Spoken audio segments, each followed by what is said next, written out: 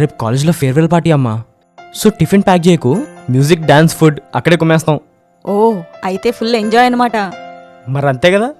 ఇంకా next final exams కాబట్టి రేపు ఫేర్వెల్ పార్టీ అయ్యాక మీ టీచర్స్ కాళ్ళకి దండం పెట్టుకుని వాళ్ళ ఆశీర్వాదం తీసుకో. అబ్బా అమ్మా, ఏమైందిరా? ఇంట్లో అంటే ఓకే, కానీ అలా నలుగురిలో కాళ్ళకి దండం పెట్టుకోవాలంటేనే కొంచెం ఆక్వర్డ్ ఉంటుందమ్మా. ఆక్వర్డ్ ఏంట్రా? తల్లిదండ్రుల తర్వాత నెక్స్ట్ స్థానం గురువులదే. అలాంటి గురువులకు దండం పెట్టుకుంటే ఆక్వర్డ్ ఏంటి?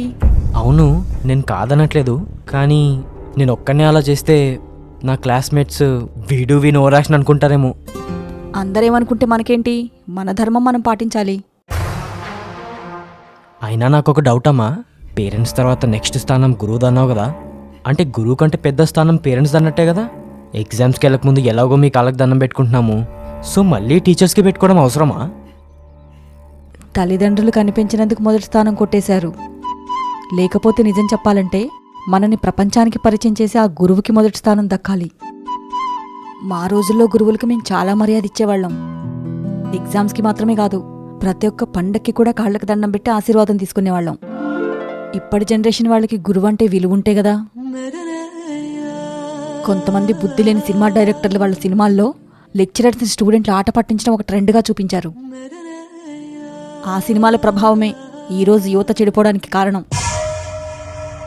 సర్లే, ఇప్పుడు అవన్నీ ఎందుకు. స్టూడెంట్ టీచర్ కాళ్ళకి దండం ఎందుకు పెట్టుకోవాలి అనడానికి నీకు ఒక బెస్ట్ ఎగ్జాంపుల్ చెప్పనా?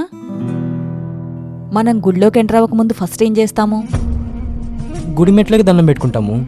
సో గుడిమెట్లు గొప్పనా లేక గుళ్ళో ఉన్న దేవుడు గొప్పనా? అదేంటి, గుడిలో దేవుడే గొప్పగా? మరి మెట్లకెందుకు దండం పెట్టుకుంటున్నాం? దేవుడి కంటే ముందు మనం గుడిమెట్లు ఎందుకు మొక్కుతామో తెలుసా?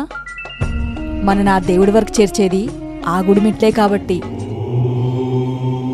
ఎలాగైతే ఆ గుడిమెట్లు మనల్ని ఆ గర్భగుడిలో ఉన్న దేవుడి వరకు చేరుస్తాయో, అలాగే మనం తల్లి గర్భం నుంచి బయటకొచ్చాక గురువులా భావించే టీచర్సే మనల్ని ప్రపంచంలో బ్రతకడానికి జ్ఞానం వైపు తీసుకెళ్తారు.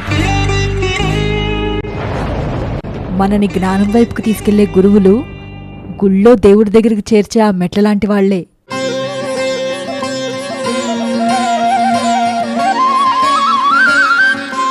అర్థమైందమ్మా, తప్పకుండా టీచర్స్ కాళ్ళకి దండం పెట్టుకుంటా.